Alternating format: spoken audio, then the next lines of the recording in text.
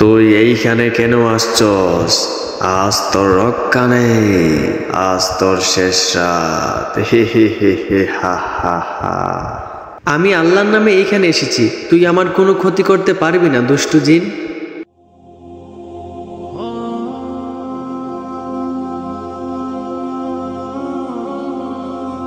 বাংলার উত্তর অঞ্চলে ছিল ছোট্ট একটি গ্রাম। সেই গ্রামের মধ্যস্থানেই ছিল একটি নির্জন শ্মশান ঘাট। গ্রামের অনেক লোকেরাই বলতো রাতের বেলায় সেই শ্মশান ঘাটে নাকি অদ্ভুত আলো জ্বলে ওঠে। কেউ কেউ নাকি ওই শ্মশান ঘাটের চারপাশে ছায়া ঘুরতে দেখতে পেত। আবার কেউ কেউ ওই শ্মশান ঘাট থেকে অদ্ভুত কিছু আওয়াজ শুনতে পেত। কখনো হাসি, আবার কখনো কান্নার আওয়াজ ভেসে আসতো। গ্রামের প্রায় লোকেরাই বিশ্বাস করত সেই শ্মশান ঘাটে জিনের বসবাস আছে। কিন্তু গ্রামের এক তরুণ ছিল, নাম তার মাহির।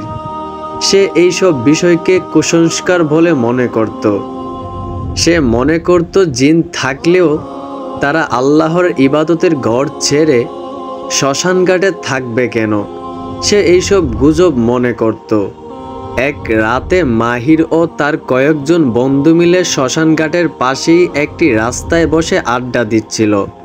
তখন একজন বলে উঠল, ওই শ্মশান ঘাটের কথা, ওইখানে নাকি জিন থাকে, ওইখানে নাকি প্রতি রাতেই অদ্ভুত কিছু ঘটনা ঘটে। এইটা শোনার পর মাহির একটু রেগে গিয়ে বলল, এগুলা আমি বিশ্বাস করি না, এগুলা কুসংস্কার, এগুলা গুজব ছড়ানো হয়েছে। মাহিরের এই কথা শুনে তার বাকি ফ্রেন্ডগুলা হাসতে লাগলো। মাহির তখন রেগে গিয়ে বলল, আমি আজ রাতে ওই শ্মশান ঘাটে যাব। যদি ওইখানে আমি কিছু দেখতে পাই তাহলেই আমি এইসব বিশ্বাস করব। যেই বাবা সেই কাজ। রাত তখন 12টা। মাহিরের সব ফ্রেন্ড তাদের বাসায় চলে যায়। চারপাশ অন্ধকার, একদম নিস্তব্ধ। মাহির তখন হাতে একটি হারিকেন নিয়ে শ্মশানের রাস্তা ধরে শ্মশান ঘাটে পৌঁছালো। শ্মশান ঘাটে পৌঁছানো মাত্রই অদ্ভুত এক বাতাস তৈরি হলো। হঠাৎ সে শ্মশান ঘাট থেকে শুনতে পেল কেউ যেন শ্মশান ঘাট থেকে কোরআন তেলাওয়াত করছে, কিন্তু সে আয়াতগুলো উল্টা করে পড়ছে। এইটা শোনার পর মাহির থমকে গেল। দূরে সে দেখতে পেল এক বৃদ্ধ মানুষের মতো, গালে সাদা দাড়ি এবং লম্বা কাফন দিয়ে তার শরীর ঢাকা। রহস্যময় কণ্ঠে সেই লোকটি বলে উঠল, তুই এইখানে কেন আসছস? মানুষ, তুই এইখানে টিকে থাকতে পারবি না। মাহির তখন একটু ভয় পেল, তবুও সে মনের ভিতর সাহস নিয়ে বলল, আমি আল্লাহর নামে এইখানে এসেছি। আমি কাউকে ভয় করি না, শুধু আল্লাহকে ছাড়া। মাহিরের মুখ থেকে এই কথা শোনার পর মুহূর্তের মধ্যেই সেই বৃদ্ধ চেহারা বদলে গেল। কালো পোশাকে আকৃতি নিল। তার চোখ দুটো আগুনের মতো লাল হয়ে গেল। দাঁতগুলো যেন ধারালো ছুরি হয়ে গেল। সে চিৎকার করে বলে উঠল, আমরা এই জায়গার মালিক, মানুষের এইখানে কোনো অধিকার নেই। মাহির তখন সঙ্গে সঙ্গে ভয়ে কেঁপে উঠল। তারপরও সে বলে উঠল, আউযুবিল্লাহি মিনাশ শাইতানির রাজিম, এবং সে জোরে জোরে আয়াতুল কুরসি পড়তে শুরু করলো।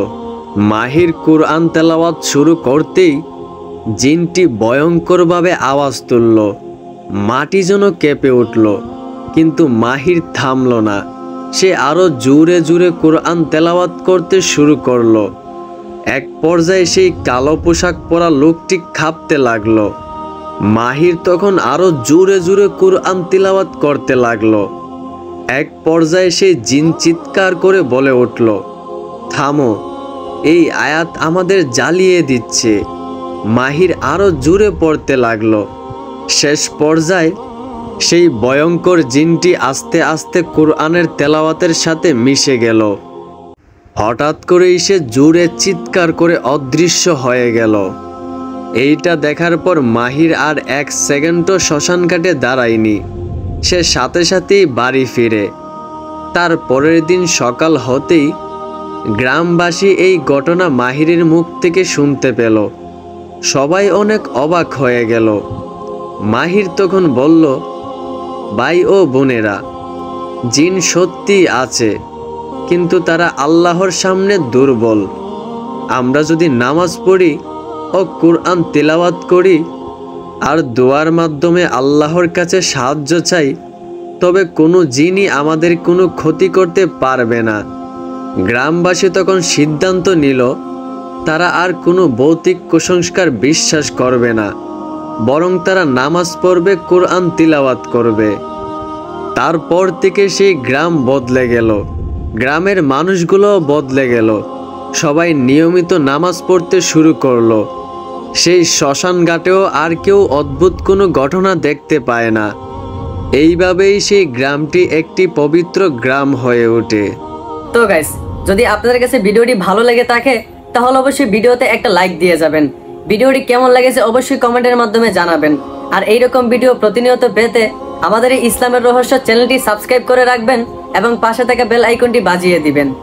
ধন্যবাদ।